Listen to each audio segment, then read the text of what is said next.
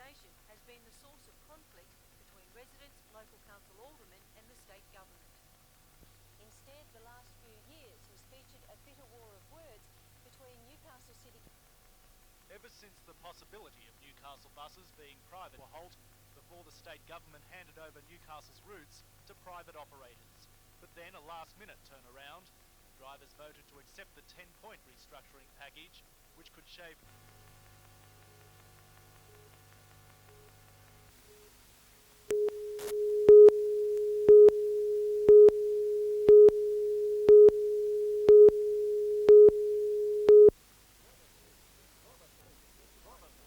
Robin Lee is primarily concerned about the size of the compensation payout to her 9-year-old daughter, Jessie.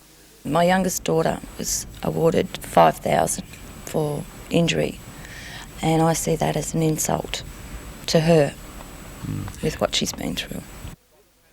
This has stirred Robin Lee to again seek answers to questions she's been asking for a long while. Mrs. Lee is certain several people attacked her daughter on Stockton Beach that night, but only one was ever brought to justice. Lies that were told to me about tests that were being done that were never done. People weren't charged that should have been charged. Their attitude towards me, the whole thing. She has exhausted several avenues of inquiry, but is determined not to give up. I really don't know, because I've gone to everybody that's out there. The only place I haven't gone to is the ICAC. Mm-hmm. And you're willing to go that far? Yes. The ordeal has led to Robin Lee moving away from the area, but this has not reduced the trauma for her. Constant reminders bring the tragedy back, none the least of which is the award-winning play by the Freewheels Theatre, a property of the Clan. Because people are making money out of Lee's tragedy, and that's wrong. Robin Lee's immediate next move is to lodge a formal appeal about the amount of money awarded by the Victims' Compensation Tribunal.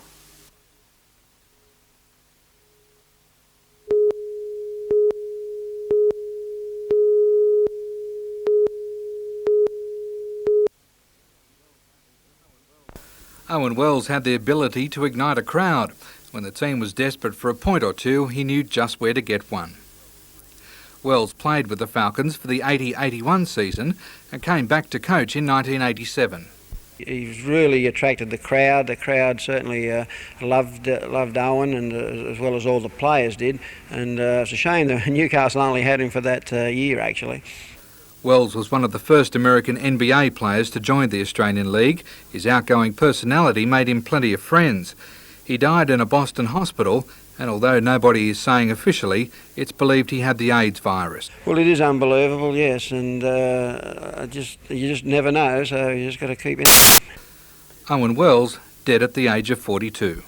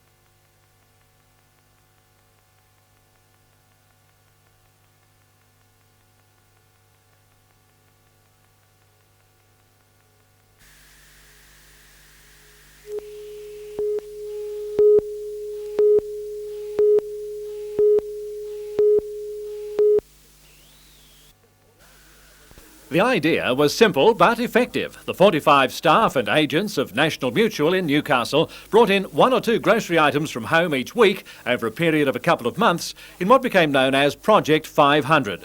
The result was on display in the company's Wharf Road foyer for the official handing over by local manager Bruce Linke to the Salvo's Director of Public Relations Bernard Smith. Also presented was more than $1,900 collected in the best insurance salesman fashion on the Red Shield Door Knock weekend, helping the appeal towards its total target of $452,000. Yes, it's going well, and the actual door knock is complete, and we would thank everybody for their effort as far as that was concerned, but the appeal doesn't finish till the end of June. The devilish task of demolishing the display went to the person who spent the hours putting it together, Mary Ann Linky. The groceries were packed into boxes and it was off to the Salvo's social headquarters for immediate distribution.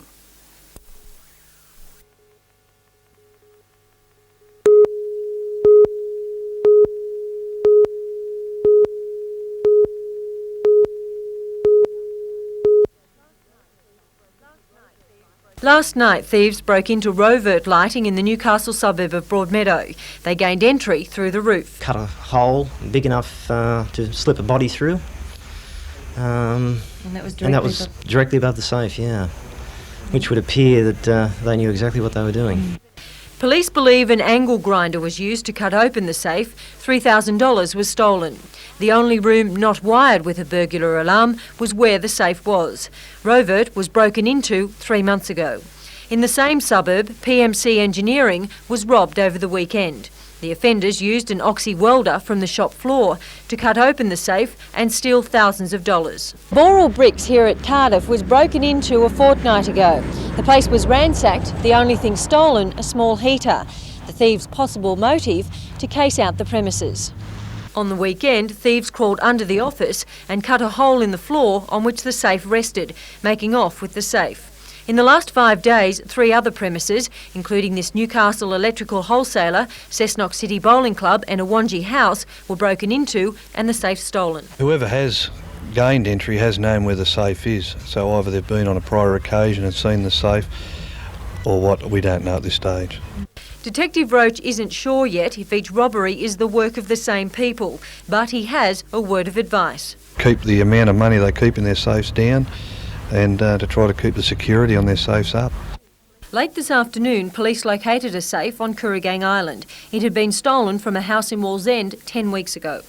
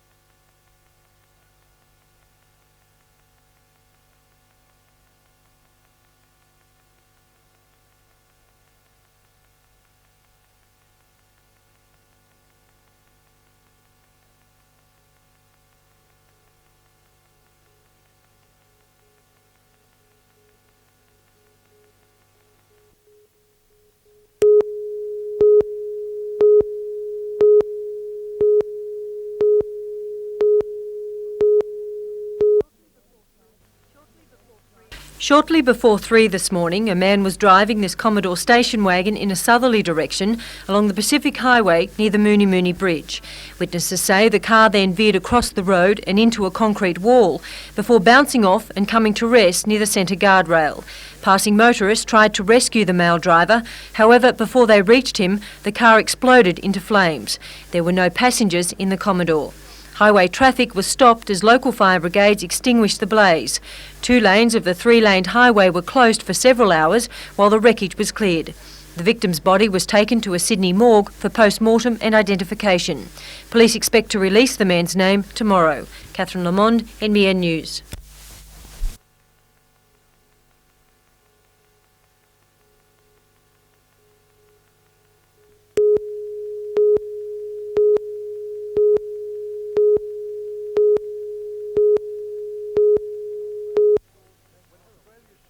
When Australia's shores came perilously close to environmental disaster with the breakup of the oil tanker Kirky 2 years ago, the federal government launched an inquiry into visiting ships and their operators.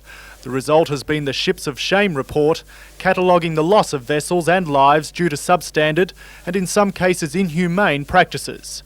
But the shockwaves of the report have gone beyond Australia, as federal MP Peter Morris discovered at a ship owners' conference in Singapore over the weekend. excellent reception. That report from Australia, much of it drawn from Newcastle, has become a worldwide reference on shipping and specifically on the problems of substandard shipping. As the chairman of the committee behind the report, Mr Morris was invited to speak at the conference, and although he doesn't believe any of the suspect ship owners and operators were attending, Mr Morris is confident the report's message is getting through to them. What's happening now and what this report's helping to cause happen is that those markets, those nations where the good cargoes are going to be tougher and tougher to ensure that the ships coming into their ports do meet the required international standards. Yet on the wharves, people like Father John Crane from a seamen's support organisation still see poorly treated crews almost daily. We've had some fairly glaring examples recently of petty meanness where crews that aren't on good money are not even being paid the $50 for cleaning out holes and things of this nature. Scott Bevan, NBN News.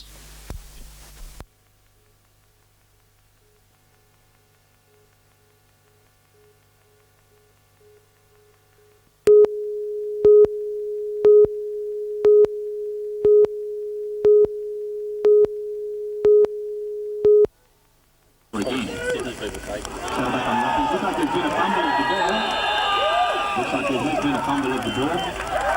And in fact, what's happened is 40-yard line. Should we go for this? Saddleback with the ball, making a good run. This could, helmet class. What a good run there. Saddleback with the interception. Once again, after an early setback, Saddleback.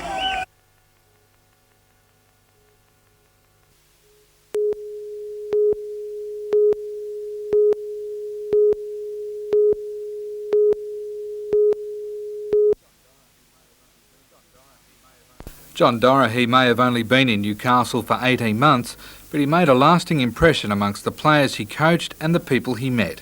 Today he and his family completed the extensive job of packing up everything they own and storing it away while they spend at least 3 years in England. However, not everything is staying behind. Daughter Cara is making sure the things that matter also get to see the UK. We put some memorabilia together over the past 18 months and we've enjoyed Newcastle and maybe one day we might be back. 15-year-old twins Jason and Dane have no worries at all about leaving school mid-term and heading off. They enjoy the lifestyle. We have some very, very good friends over there now, naturally after having spent 4 years there.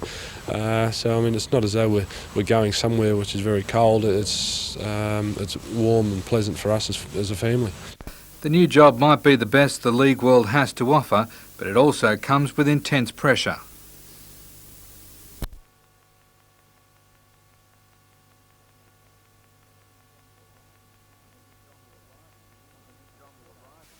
And John will arrive in England with an instant headache. Star winger Martin O'Fire could face surgery after dislocating his shoulder playing for East.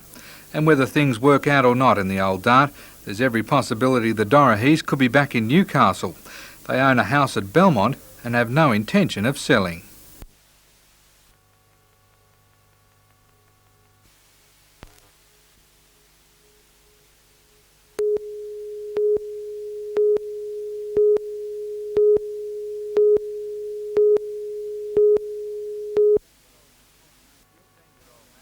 "16-year-old Maxine Nable set the alley on fire with a perfect game of 300. And for her trouble, she collected a cool $300. Scott Gooch turned his unorthodox style into a money earner, collecting $700 for taking out the match play final. Newcastle's AJ Foxford wasn't far behind him, finishing third, but one of the most promising performances came from 17-year-old Port Macquarie bowler Scott Sadler. He racked up plenty of spares and has been included in the Northern New South Wales rep team. Lynette Motby's concentration paid off. She cleaned up the ladies section. Another one of the up-and-comers, Karen Perry from the Central Coast, played well above her 16 years. Karen is only new to the sport but did enough to finish in the finals, tipping out some more established players. Banking on the success of the Under-21 Grand Prix, the Gosford Bowl will stage the state and national titles next year.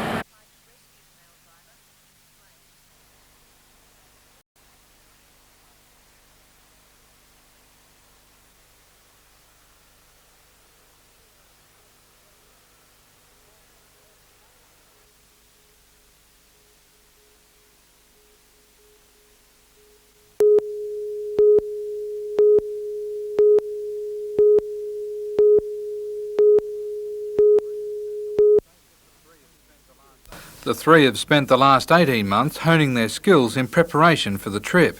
19-year-old Nick Boone from Belmont is regarded as a big wave specialist.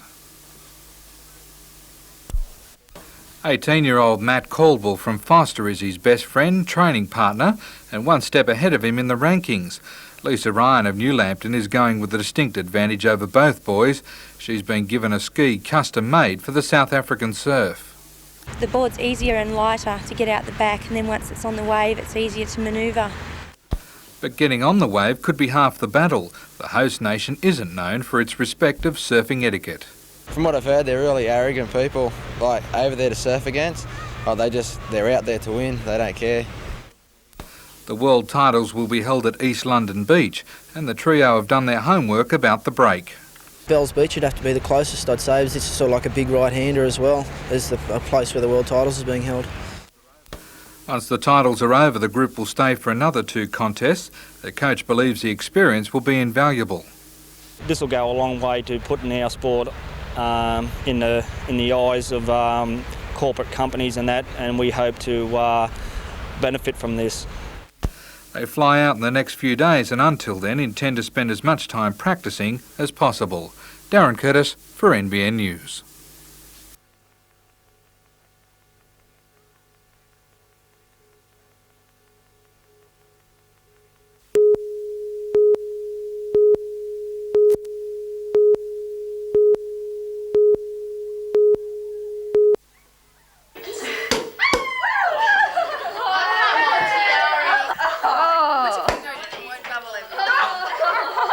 I'm having a big bit. Yeah.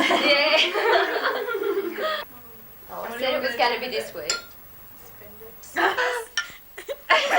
Did my agent call your agent? I wonder what Katrina would think if she... Look how high their in tray is getting. Yeah. We're not getting good things come in threes, or it happens 3 times or something. Yeah, so we still got a lot of scratchies to go. Yeah.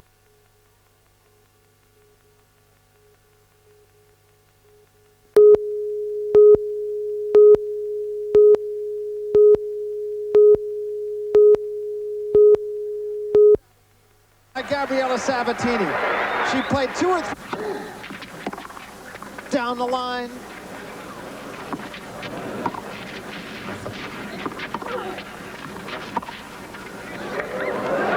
And there it is, the break right back from Mary Jo Fernandez. We're at 7-all. How do you like it?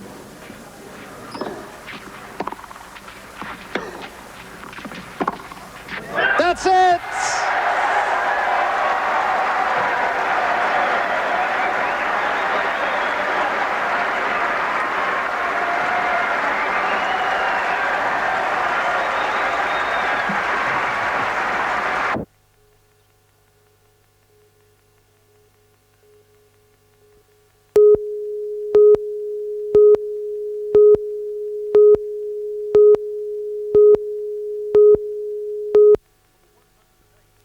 For the 180 students at Merriweather Heights Public School, getting an education is making them sick.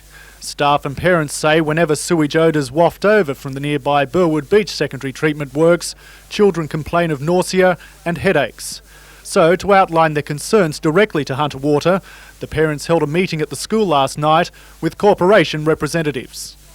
The school's principal, John Peace, told the meeting that student absences had risen by 50% after the plant came back online. Certainly the gases that are coming over are affecting our children, and Mr Evans even agreed last night that it was obvious that the children were being affected by what was coming across in these gases, which is still yet to be fully monitored. Mrs White says apart from making the students sick, the odours are putting a cloud over their learning. Every time the smell's here, the amount of work they can do drops down. The parents have drawn up a 5-point resolution to continue the fight against the odour problem, including a call for a Department of Health study into the suburb's air quality. But Hunter Water's Kathy Cole, who attended the meeting, says the corporation already has in place a program to overcome the sewage smells, and a study would serve little purpose.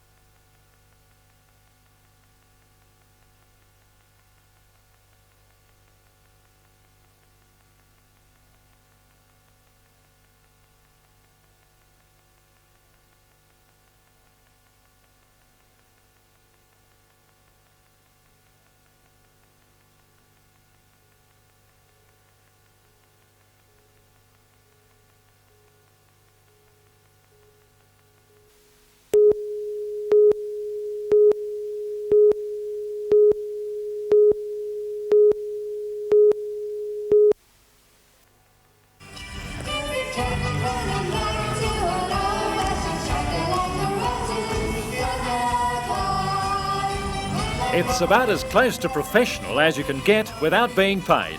More than 2,000 kindergarten to year 12 pupils from all over the Hunter region have been wowing capacity audiences. From Jack O'Hagan's evergreen 1920s classic to more up-to-date country.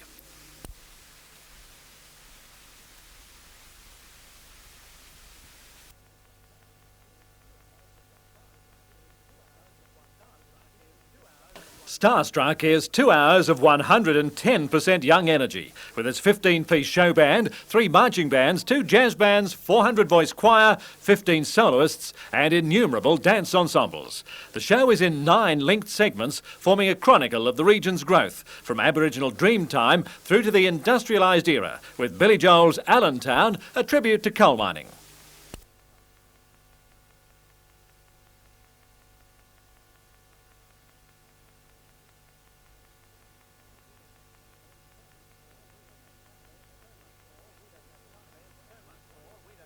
There's so much more we don't have time to show you. Why not see for yourself? Tickets are still available for tonight's final performance. You too will find yourself wowed.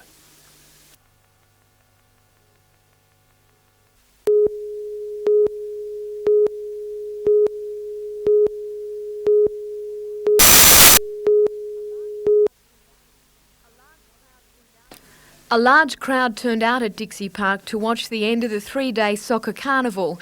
The traditionally strong Hunter squad in the White Tops came within a whisker of tying, if not winning the game, but it was not to be in a match that had the spectators on edge for the full hour and a half. Metropolitan Southwest scored the sole goal of the game in the opening 10 minutes. From then on, there was some hot soccer action as Hunter tried to claw its way back into contention, while Southwest attempted to make their winning gap more comfortable. The goalkeepers were 2 of the busiest players on the park in the entertaining final, saving goal attempt after goal attempt. 3 yellow cards were issued, but it belied a friendly match in which nobody was sent off.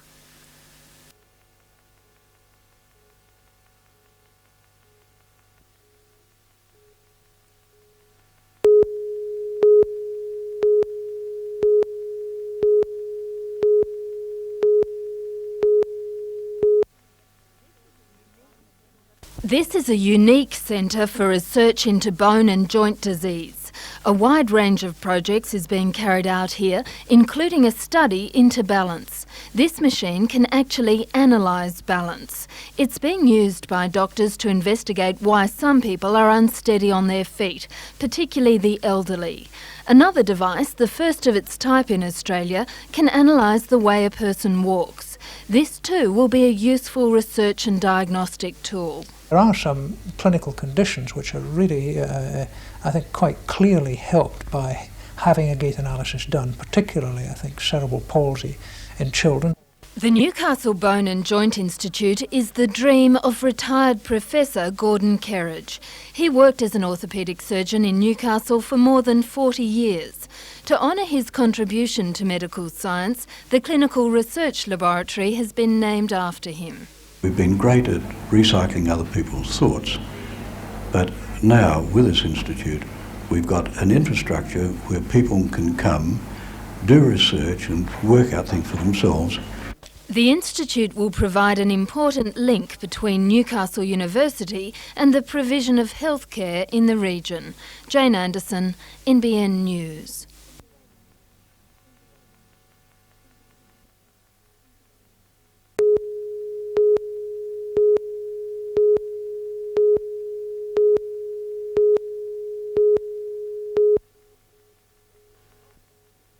Tossedge is expected to begin work within the month on strengthening the walls and roofs of the 5 historic brick structures and restoring the original heritage trim, which has disappeared over time. They are some of the oldest railway buildings in New South Wales, built around the 1870s, and eventually, which is about 12 to 18 months away, we will be leasing those buildings for a variety of uses, including commercial and community uses. This work and the demolition of the other, more recent and out-of-character structures should be finished in about 12 months. The $500,000 project of restoring the Divisional Engineers Cottage nearby is coming to completion after 3 months and is the first tangible evidence of honeysuckle work. The Honeysuckle Development Corporation has also approved the allocation of $3.5 million of state, federal Building Better Cities program money to the restoration of the former Wickham Public School building and its interior conversion for residential use. In the process of the construction restoration, we will own the Wickham School building. Upon completion of that, it will be handed back to some entity to manage those residential uses. The Honeysuckle project is a massive undertaking which will take place in many stages. The next major announcement by the Honeysuckle Development Corporation is expected to be the Carrington Marina part of the scheme and a new Cowper Street bridge. The design process has started and we hope to start construction before the end of this year.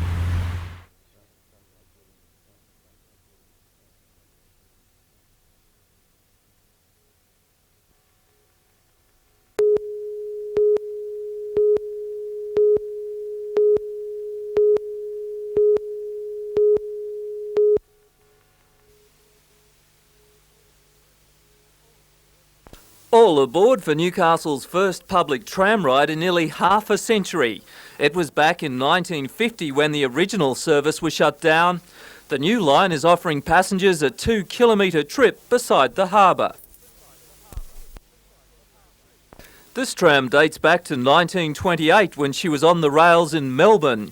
She was transported by semi-trailer to the Hunter. The service will run only on weekends. Peter Ryan, NBN News.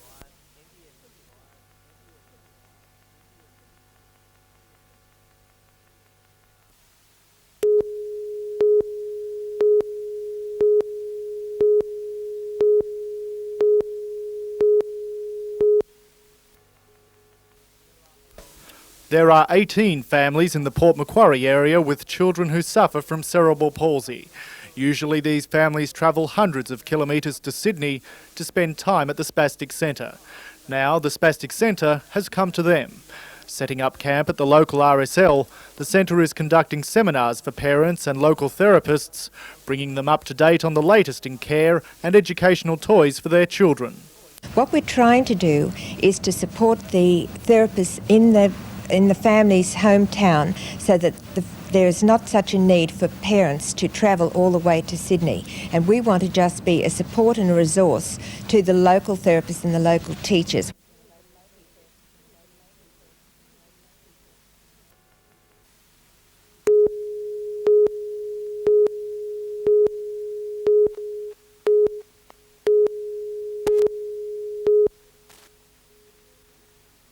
This is part of the front line in the war to save our environment. We're all consumers, but it's the choices we make as we scan the aisles that conservationists say can make a difference. At stores throughout the Hunter today, Green supporters took politicians shopping. The aim, to highlight the unnecessary and environmentally unfriendly packaging we buy. Well, this is an example of over-packaging. You've got 2 layers of non-recyclable plastic material to really where there's only one required. As well as over-packaging, Alderman John Sutton recommends choosing products wrapped in paper rather than plastic. Glass bottles are also better than plastic bottles. Alderman Sutton wants the law changed to stop wasteful packaging. So what we are asking for are things like point-of-sale legislation where people and consumers are entitled to bring back unnecessary packaging and the stores have a responsibility to do something with them, which places the onus on the stores and the manufacturers. Before our green shoppers left the store, they unwrapped the unnecessary layers of packaging and as part of their World Environment Day protest, they returned the extra wrapping to the store together with a letter listing their grievances. Jane Anderson, NBN News.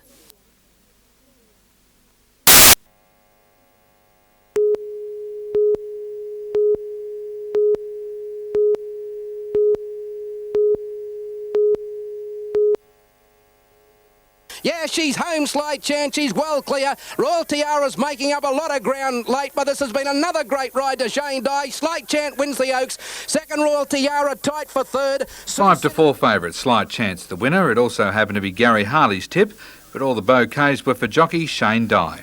The photo gave third place to And a Hug. The trifecta paid $368.30. In Newcastle, a very heavy track for the running of the Newcastle Herald Cup.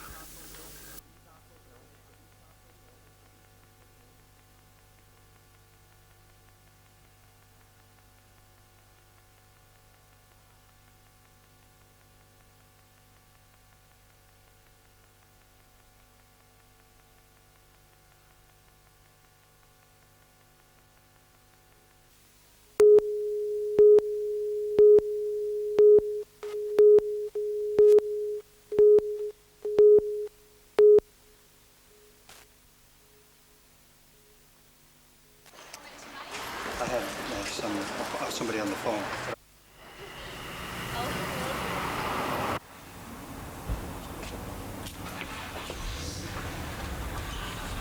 Thanks, George.